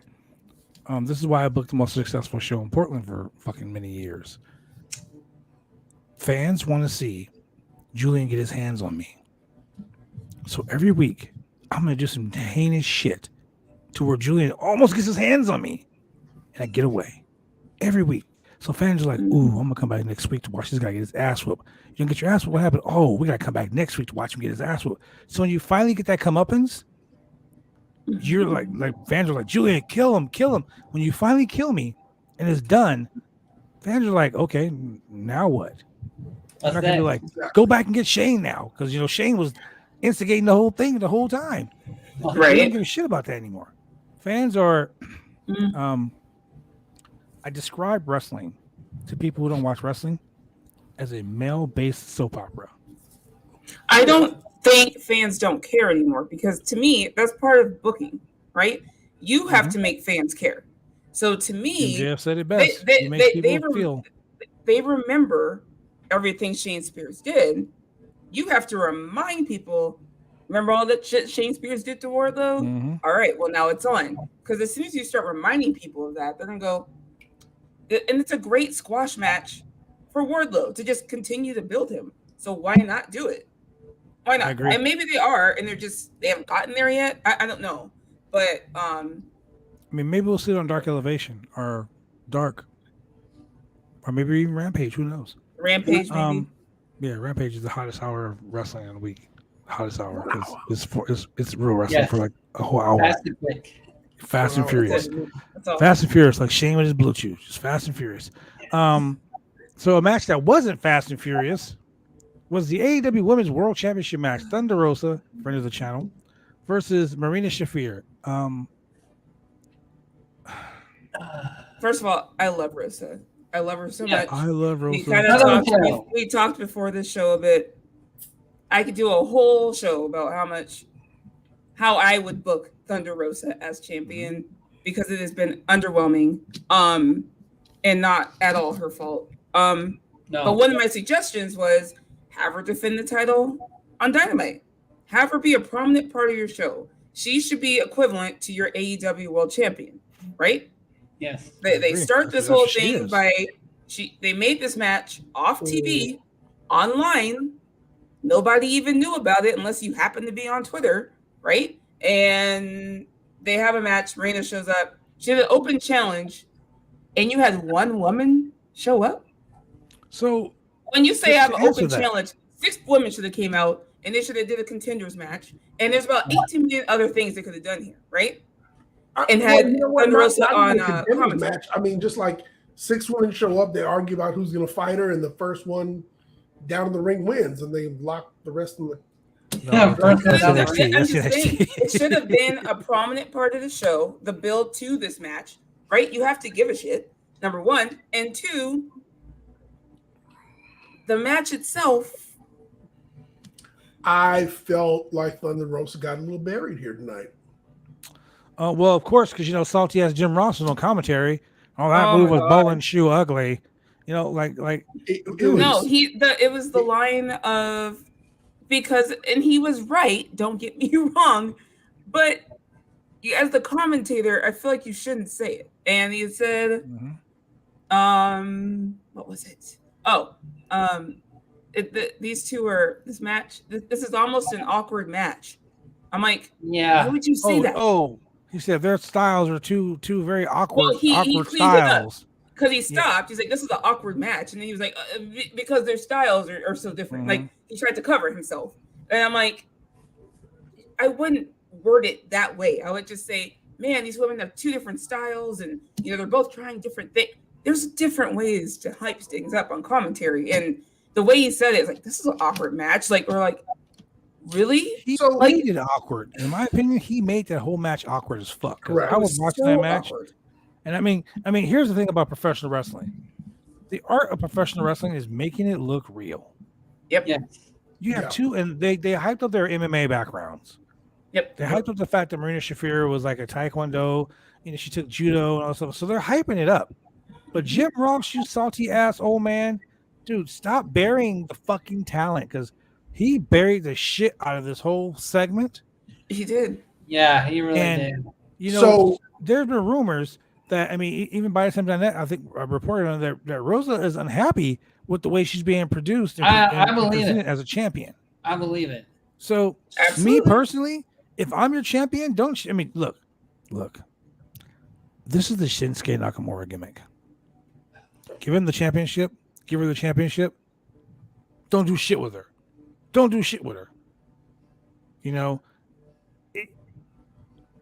This is what happened with the women's tag team belts. As a women's wrestling advocate, I am frustrated with how they book women on the show. It is one of the main reasons, as a WWE fan, I have not made, not that I would completely turn off WWE, but like I haven't been fully committed, if you will, to continuously watching AEW weekly, right? I watch every pay-per-view because AEW's pay-per-views deliver every single time. Love them.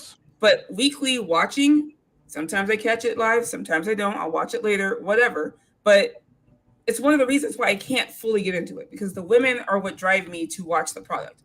And the way they book women, it's just so lackluster, and it frustrates me. And I wanted, a lot of us wanted Thunder Rosa as champion. They gave it to her, and I'm like, yes. But they booked her better before she was champion. And I'm like, Rosa had a what lot are we of doing? time before she was champion. What? So Stephanie, let's put a pin in that just real quick about why you watch wrestling shows for women's wrestling. I want to come back to that for a second. Yeah. Here's a key difference.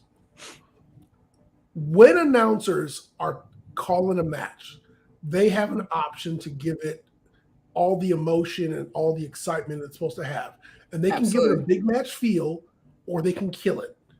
And the difference here is, oh my God, it's Stone Cold. It's Stone Cold. It's the rattlesnake. It's the rattlesnake. The crowd is coming off the hinges. They're hanging from the rafters, whether they are or not. Yeah. Okay. When 2 women come in the ring, here we go. We got these 2 women here, and you've got a clash of styles. I wonder. Awkward. It's you're bringing it down. Yeah. It's kind of like, surprise, baby! Look what I got for you. I don't know if you guys saw Monday Night Raw or not, but there was the match. There's a 24/7 champion match, which title is stupid, right? But it was Dana Brooke versus Becky Lynch, and the commentary was hyping that shit up. Like, we know it sucks, right? Nobody wants to see this 24/7 match, but commentary was like, oh my God, look at Dana. Like, They were hyping that woman up, and that's what I was they're tripping supposed like to do. shit. Think you're gonna be 24/7 champion? Like what Right. the That's hell? what we all got too. Like, She but wasn't commentary evaluated is 24/7 supposed to title. do that. Like, whether it sucks or not, that's not your call. Whether Your- it sucks your or not, your job is to hype it up and to put over the Yes. performers. Look, Yes. I'll put you this way. There is a guy that has no fucking wrestling experience whatsoever, who is the hottest commentator in professional wrestling right now.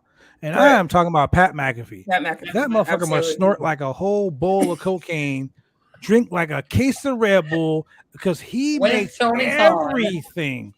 Everything. I Look, love Shinsuke Nakamura didn't do shit for 6 months as Intercontinental Champion. But Dude, when he I came was out, about Pat to McAfee put that McAfee got motherfucker over like his it was ass back over. WrestleMania. Yes, he that did. that whole segment where Nakamura just walked around the ring with Rick Boogs. Nakamura not doing anything pissed me off. Yeah. Did. Absolutely. But Pat McAfee, the way he hyped it up, he was like, "Oh, shit's about to pop off." Yeah.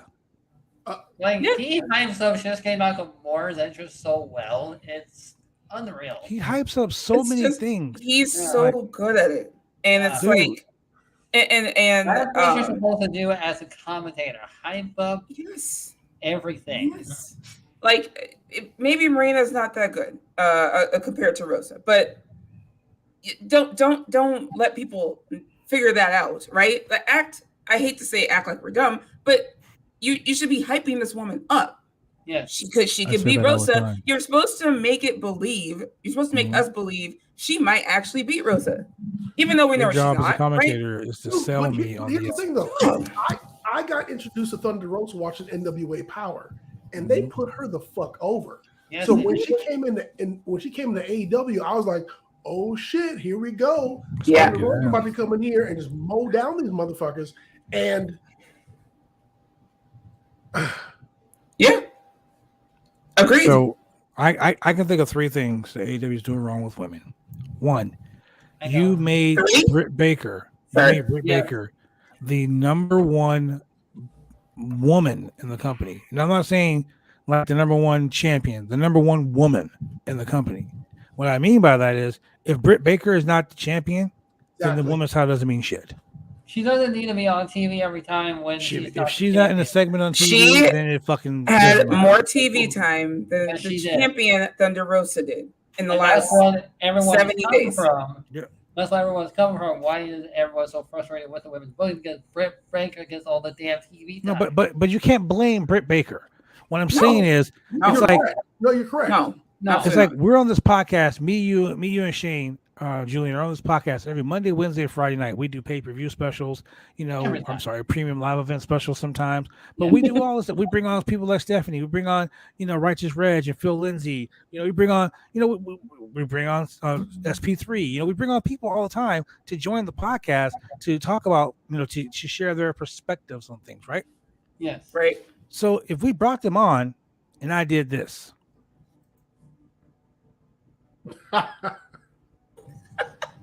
what does that do? What Let's does go to that the do? bottom. Let's What does that go. do? So I just made her feel less important by taking her off the fucking, off the thing. Hold on. So, I'm sorry to interrupt you, but I finally got my bottom spot back. Let's go. oh, you want He likes being down there. He likes being under Julian. Ah, damn it. Oh, my dreams. I'm the Get on dream your breaker. No, but I'm No. saying like they put so much on one person that when Tony Storm came in, lackluster. This Yeah, it women's was very this women's lackluster. tournament, Ruby. this women's tournament. Yeah. Okay, Ruby. Okay, Here's was what in I it. said. I was like, these are all women in that tournament. These are all women who eventually will be gunning for Thunder Mhm. Rosa. Why was she not intertwined in every single Owen Hart tournament match? She should have been sitting out there watching them, like Scouting. these women, scouting them, like these women on Yeah. commentary, like these women are coming for me, like, oh, this is great, like whatever. She should have That's how been you in build the it. forefront Like, of this tournament, watching these new women, old women, whatever you want to call them, Yes. come in and fight like crazy to win this tournament. And my thing is, I'm like, she is supposed to be the head of your division. Why is she not out there hyping these women with you on commentary while also saying, like, I gotta watch my back, right? While she also had the build with Serena Deeb. There's so many opportunities they had to feature her as their main woman, and they just didn't do it. And it frustrated the crap out of me to the point I wrote a whole tweet about it. It got like almost 3,000 likes, and then I got a whole bunch of love you guys to death, but a whole bunch of AEW hardcores in my fucking mentions. Oh, you just want to complain. I'm like, first of all, you can love AEW and admit that they booked the women, like Thunder Rosa specifically, horribly. It is so underwhelming. Look, well, she has a match at Double or Nothing. I'm like, you're not getting it. Another thing they did wrong, and this frustrated the fuck out of me because I'm really good friends with Nikita Lyons. Okay, I'm like really good friends with her. So I tend to watch NXT because I like to watch her work, and I like to watch the atmosphere of the women there, Mandy Rose and Toxic Attraction. Okay, but here's my thing: I support women's wrestling if it's good. If it's stupid, I'm going to point out how stupid it is. I'm pointing out how stupid AEW's women division is right now for the simple fact that this NXT fucking breakout tournament, Roxy won the breakout tournament. Yes. Roxy is young. She's hungry. She's fucking former Ring of Honor Women's World Champion, but she's young. What is she, 21, 22? Like, she's young. So you made a new star in the fans' eyes by having her win that breakout tournament. Okay, I was excited when I saw that. So why didn't Chris Statlander or fucking Tony Storm or someone else in this fucking tournament? Why didn't they win the women's Owen? I've been saying on this show when it started, I'm like, this should be like the breakout tournament. Someone new. They should build. AEW's whole premise was we're building new stars. Yes. You're building new stars by giving Britt Baker the fucking tournament win after she was just your world champion last. I agree with you.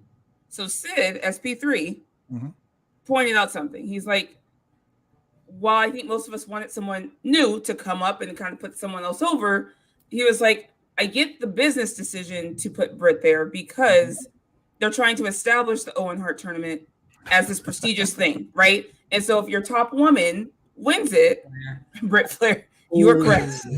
You are correct, Romeo. Someone posted that on Twitter, and they got so much backlash because everyone's like, Britt's not as good as Charlotte Flair. And everyone's like, we're talking about booking, not in-ring capability, but just booking, okay? Like, she is that overpushed woman, and she's going to continue to be that. She's not going anywhere. She's not. So he has to learn to book other women around Britt because... Okay. You know what? Okay. So learn to book other women around Britt. I got a perfect example for you. Cinco de Mayo. Me and my lady went out. We're in California. Cinco de Mayo. You're gonna go out, have some margaritas, have some tacos.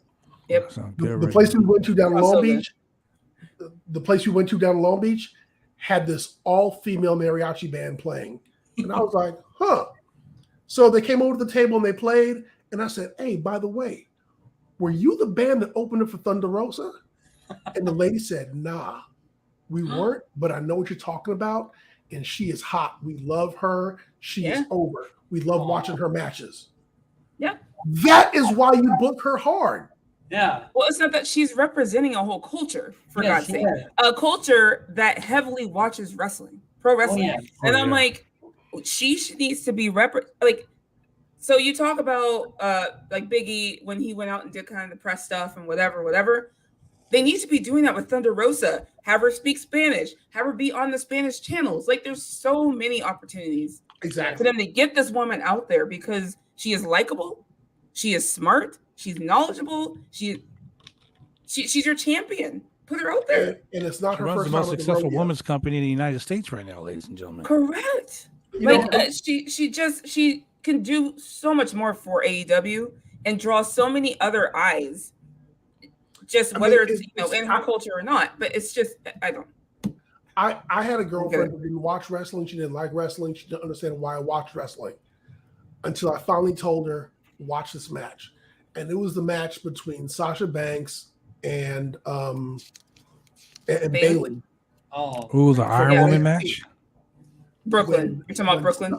When Sasha took the bow off of Izzy's head and was dancing around with it and made her cry. Oh, okay, you're okay. And my girl at the time was like, Bro. she was like, that's evil. She's too She was like, I love it. She's like, I love it. I love it. They Make kids instant cry. fan. Make them cry. Make those. I love making kids one cry, day. She dude. was like, I love it. On UPN, there's a big Pakistani guy squeezing the head of a little Mexican dude in a mask. I was like, oh, you mean Greg Khali and Rey Mysterio? Who the fuck else could it be? Bro, look, I'm gonna tell you something, man. That sucks people in. Yeah. And that's Yes, why yes. when you represent these different cultures and you represent these different people, you're getting a whole swath of people.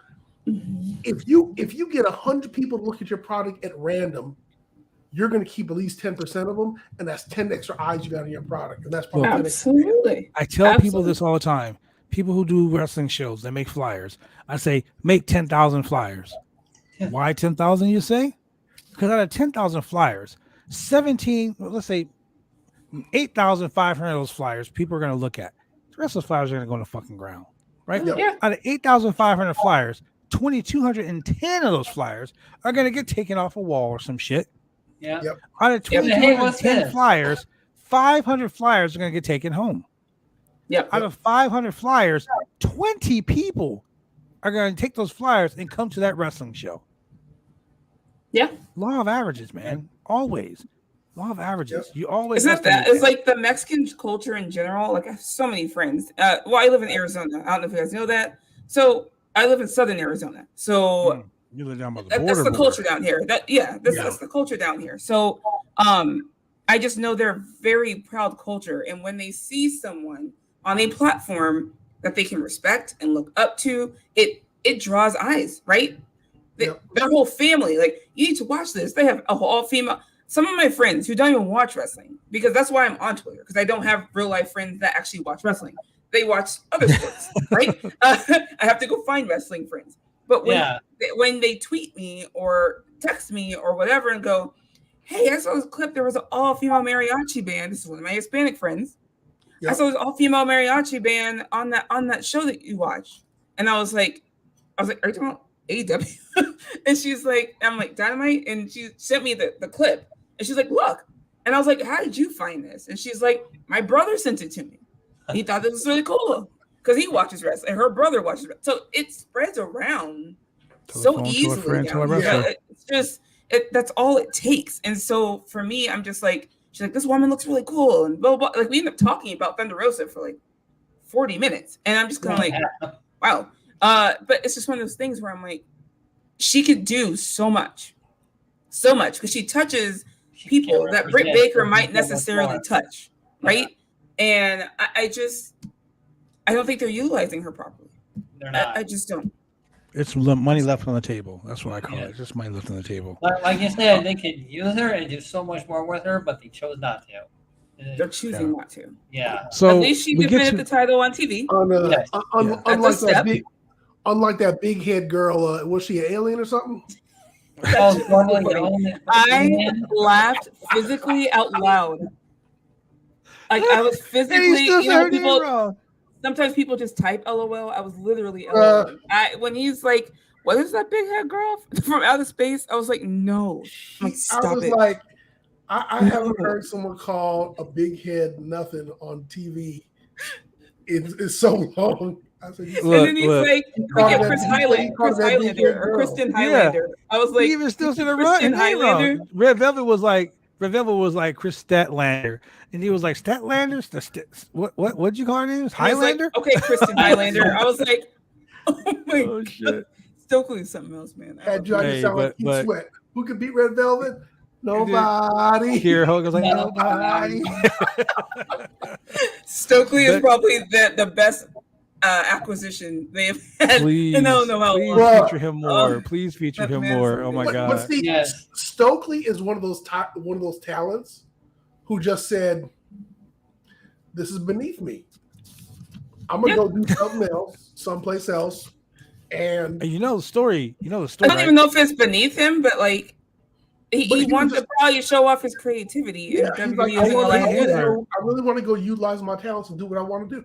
Because look, before he left, the last premium live event they did, that fucking fur coat and the do That pink. Hey, look.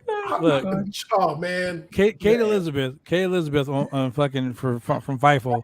She told me a story because she told me a story about Stokely. Do you know that he literally became a wrestling manager in college as a thesis? Like he was writing a thesis on that, and he was like, "Fuck it, I'm just gonna try it." Wow, and just did it. It became, in my opinion, the Black Bobby Heenan. Yeah, I'm just saying. Yeah. At me on Twitter if you want to, ladies and gentlemen. I don't give a shit. He is the Black Bobby Heenan. He's naturally talented, and he's naturally so creative. And I mean, I think we're all, a lot of us, I think we're calling. Did you see his video on Twitter? We'd love to see him with Jade. Did you see the video posted? He was like at the coffee shop. He turns around, "Hey, buddy, how you doing?" I was like, "No." When he was like, "And you should always be honest." And he's like, he looks at the camera, and I'm like, I can't with this dude. I cannot. Like I was. Great. The best one though is when Roddy lost the belt, and we did the unification match. And he thought, every step I take, I was like, oh my god. He had me going. I mean, WWE. I think it was reported that they were throwing a lot of money at him. Yes, because they knew what kind of talent this man had. But again, they would have controlled it. They would have limited it. And I just think, I don't know. There are certain people where I feel AEW is a better place for them for those reasons. And he was one of them. And I was one of those people as well going, put Jade with him. Put him with Jade. And so when he came out at Double or Nothing and with Jade, for Jade, I was like, what's happening? I was like, oh my god. but I will say this about that. Shout out to Detonation Kick fan. You're completely welcome, brother. Anytime you need, you can always hit me up. Detonation Kick fan. I like that username. Yeah. The one thing about that whole scenario though is when Stokely is such a great mouthpiece. Yes. And I've been very critical of Jade because she was green as goose shit when she came on, and they gave her the Goldberg treatment, and she's getting better every match. She's getting better. I love the fact she's progressing, not digressing, which is she's awesome. Training with Bryan Danielson, right? Of course, that's why she's getting so good. Yeah. But here's one thing that I need to say this out loud because I say this to Julian, I say this to Shane all the time. I'm a little sick and tired of her on the mic. Because Tony, cut the shit. Jay, cut the shit. Like I'm so tired of hearing Jay talk. God damn it. Okay, but it's not even her. Someone else did say this. They have way too many backstage promos with her. I mean, every single week. I'm like, I need you guys to find something to do different. Because you were in this backstage promo situation with her almost every week. And I'm like, do something else. Here's the thing. Jade, presentation-wise, is so impressive. Yes. And her charisma comes across that she's money. Absolutely. And she's a heat machine. She is that person that folks are going to hate on just for the sake of hate. Yep. And so you put her on TV like Sammy just so people can hate on her, just to hate, just for the sake of hate. We hate you because you wrestle. We hate you because you're here. We hate you because you're a woman. We hate you because you're tall. We hate you because you got abs. But she is there to me. She is. They hate her because she's so perfect. Yeah. She is their star. Like, and when I say that, when I'm talking about marketing, and I think I've told people this. They went to like a baseball game or something. Yeah. And there was a picture of Tony Khan, Britt Baker, Adam Cole, and Jade. And I was like, if you take this photo, and Britt was the champion at the time, and you take this photo and show it to someone who maybe doesn't watch wrestling, and say, who is the star, right? Jade was in the back. And it was like Britt, Tony, and Adam. And people were like, they're going to point to Jade and say, that must be the star. Because she stood out so much. Mm-hmm. Like, they were all wearing jeans and like a jacket because it's a baseball game. And there's Jade looking like $100 million. And it's like, she her whole look and presentation just gives star power. And to your point, people will either hate that or they're gonna love that. It's the same thing. People don't get mad at me. It's the same thing as Charlotte Flair. I'm not the biggest Charlotte Flair fan, all right? But you either hate her or you love her. And when she comes out, if you watch that arena, everybody stands up as soon as her music hits. Because whether you like her or not, she is a star. She gives that presence. She has that presence about her. First 30 seconds of the curtain. Absolutely. I mean, everyone's like taking pictures, and then all of a sudden you see them go, boo, right? They start booing her. And it's like, but she has that presence. Whether you like it or not, she has it. And it's there. It's not whether you boo or cheer. It's when you're quiet. That tells you. So as long as fans are making a reaction in one way or another. So here's the thing about Jade. Jade has that very early Rocky Maivia kind of die Rocky die. Die Rocky, exactly. Die Rocky die. So she's got the $2,000 dress with the $5,000 shoes and the $800 shades. Yeah. But I've seen this before on The Rock, and you're stealing his gimmick, and so I'm going to hate you for that. But you look really good, but I hate you for it anyway. Man, you're so great. And your first matches, they stank. You're getting better, but your first matches stank. But this match was pretty good. Well, think about it. So everyone was calling her green, and she took that and made it her slogan, right? She's like, I'm green because I'm money, right? She took it, and then you're like, damn it, I can't even say that about you anymore because now you made it a thing. And it's, once again, Kurt Angle. Kurt Angle is what I gotta say. Kurt Angle. But what's funny about the whole Jade Cargill thing? Jade Cargill has that. She has that look, that way of her. It's like what's his name? It's like Ty Conti and fucking Sammy Guevara. People boo them because they're so cringy. They're all making out during matches and shit, right? But here's the thing: their slogan, "Don't hate us because you're not us." Don't hate me because you ain't me. Or my favorite is, "Don't get mad because my girlfriend's better looking than yours." Dude, that is none of that works for me. Like I just because do you like them? Do you wish that they were off your screen? Would you like to see them get their ass kicked? Not necessarily. Because they do nothing for me. And when I say that, when I say they do nothing for me, it's like I don't want to boo them. I don't want to cheer them. I don't really care about their characters. It does nothing. That's how I feel about the character. I feel that about Sammy Guevara personally, but I like Ty Conti on her own. I think she has potential on her own, and I personally hate when they mix couples together on TV. It's just not a thing I necessarily like. But and it has nothing to do with them. It's anybody, WWE even. I just don't like it. That's why I'm so glad the whole Becky and Seth Rollins thing. Like they never ever put them together one time. The whole thing it was like Survivor Series or some shit. Right. But that to me could have been badass. However, when you talk about commentary, either helping something or hurting something, commentary hurt that because it was a constant Becky Lynch's boyfriend, Seth Rollins' girlfriend, Becky. Like we fucking know. Like it was just too much, and it ruined it. And again, I'm not a big couples person anyway, unless they're doing like intergender tag team matches consistently. I don't. So on the Thunder Rosa thing, I just got a message. Okay, I'm gonna read this message because it makes a lot of sense, and this person is probably gonna get mad at me for reading this message, but oh well, I'll take the heat for this one. Oh well. The wrestling industry is significantly losing a ton by not putting Thunder Rosa out there, and not just the money they can make, but the talent that blossoms by giving her so many more opportunities to learn. Yeah. That's facts. That is facts.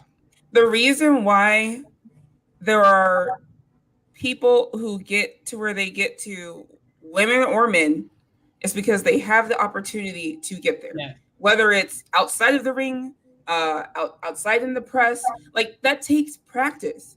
If you go back to Thunder Rosa and Marina's match, I chalked that part of that up to the fact that Reina hasn't had that much TV match time, right? Even in NXT, she didn't. In NXT, she didn't. It is a factor. The more you put these women out there to fight on TV, they will get better and better. Have a Perfect mixed example. variety of men's and women's matches is what we're trying to Well, do. I'll tell you this: as a wrestler, wrestling in front of wrestling a house show, not in front of TV, is easy. Yep. Wrestling a TV show, TV time, TV matches, the way TV is structured, completely 2,000% different from a I don't regular even need show. to be a wrestler to understand that. Like angles, right? You have to find the camera. You have to know where that camera is while you're would tell the remembering guys. and doing all these spots.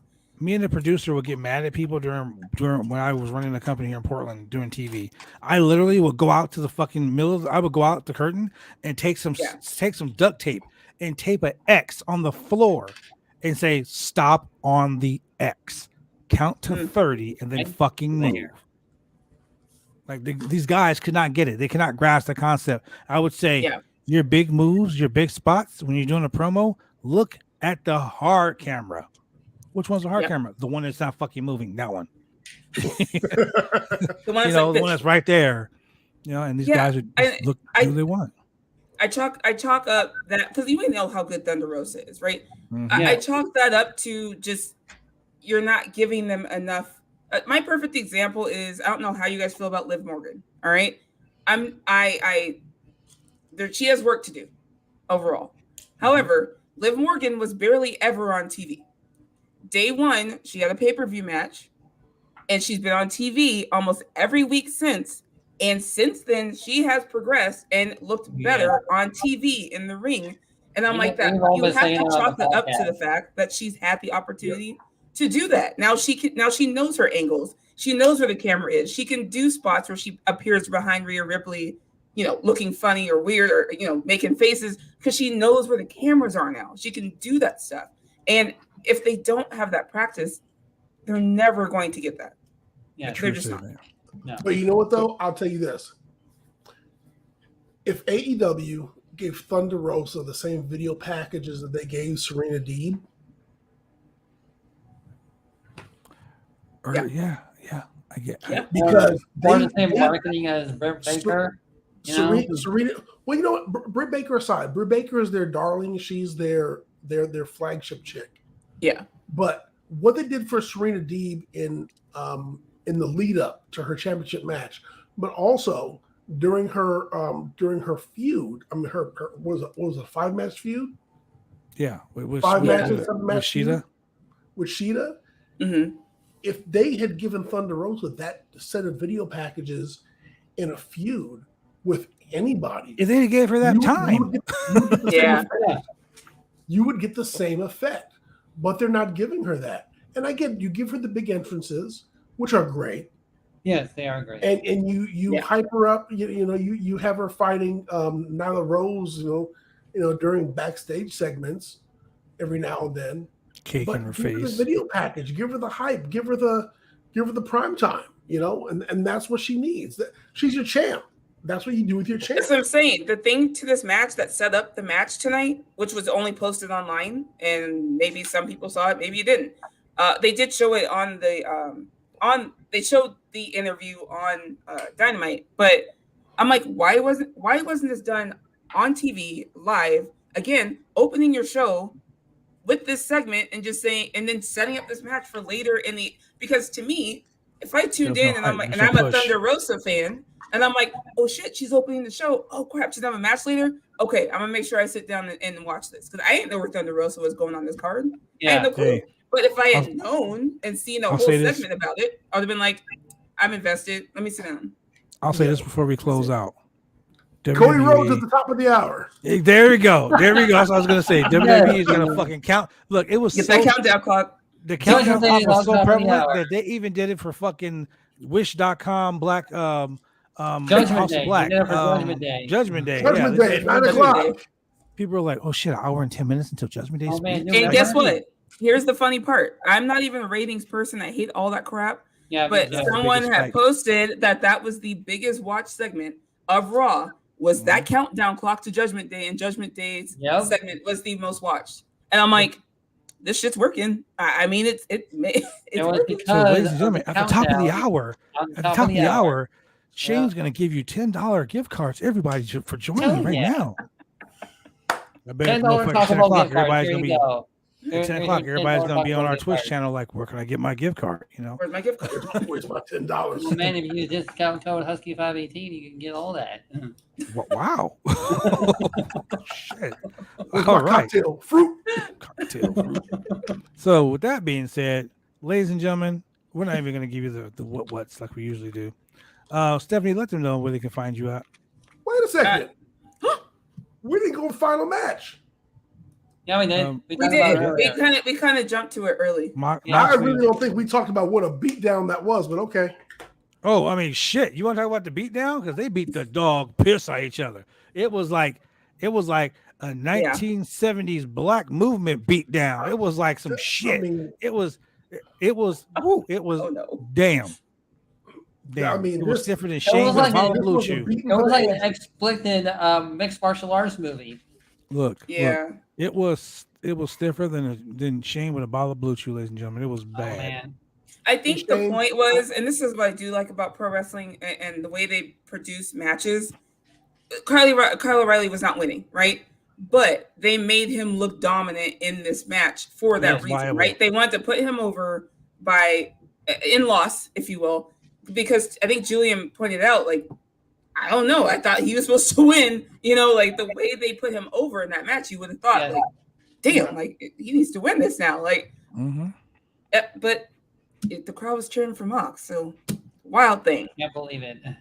Yeah, so we got Jon Moxley going to the pay window, so to speak, facing the winner of Tanahashi and Goto, who are, I guess, doing their match at New Japan. You see that door right over here? That's the door they're going to. Is it forbidden? Is it forbidden? Yeah, it's very forbidden. Shit. Do you have the key? No, I do not. I'm trapped in there. It's not a bad house to be trapped in. I mean, shit, you got a piano and everything. That's a lovely house. I mean, damn. I want to live there. I mean, come on, the piano just played by itself. Not that long ago. I heard it. Every time I leave the door open, I was like, what the hell? Yeah. Yeah. Oh, no. Anyway, so Stephanie, tell them where they can find you at. You can find me on Twitter at Stephanie Hypes. I'm on there almost every day. And then you can find me on Sundays, TruHeel Heat, Serving Face and Hills with Miss Christy Love. We talk about all women's wrestling, AEW, WWE, Impact, Mission Pro Wrestling, whatever's on that week. We try and highlight it. We talk about it. Join us live every Sunday at 11:05 Eastern time. Do you guys ever spotlight women wrestlers, like do interviews with them? So we're only on episode 7. And we actually were just talking about, we're probably going to start having guests come on. I do know some women's wrestlers. So I'll probably start extending out some invitations for them to come on as well. So I may be able to get you a WWE superstar that might want to help you out. I have a couple, but it's a little weird. So one of the ones I know very well is one of the bigger stars. And so they have to go through the channels, if you will. Screw channels. Look. Screw channels. I can do this for you right here. Watch this. Happy birthday to you. Happy birthday to you. Happy birthday, dear Shane. Happy birthday. Can I get a happy birthday? It's not till September. I mean, shit. Let me text her. No cameos on this fucking show. We gotta get Warlow to sing her happy birthday. Warlow. Happy birthday to you. I don't know if he can sing, but I'll take it. To you. Powerbomb Symphony to you. Can I give you 1, 2, 3, 4, and 5? Give me 5 more. That's 10. Oh man, Shane, let these people know where they can find you at over there in your beautiful, beautiful house. Oh man, you can find me over at Twitch at Husky_518 and all my other social medias, which are only Husky518. What about your OnlyFans? And that's still kind of pending. On that. Oh no. OnlyFans.com/Husky518, ladies and gentlemen. He takes If blue you chip want to get all stamps. the He good, takes you gotta pay $34.99. wow. Wow. Wow. Wow. Well, Wow.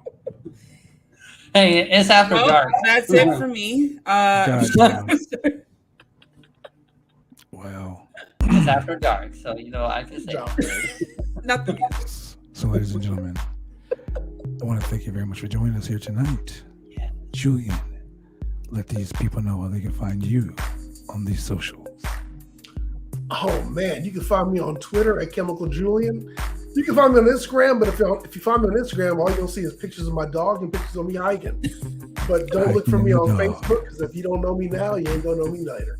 Oh, damn. That's right, ladies and gentlemen. If you want to go ahead and donate, you can donate to BodySlam.net by going to slamchats.com. That is www.slamchats.com. Visa, MasterCard, Venmo, Zelle, Cash App, Coin. Nick, Gas We take Card, Nick and Tony Coin, all whatever. that. Damn. Ethereum, Bitcoin. $10 Taco Bell gift card. Taco Bell gift cards.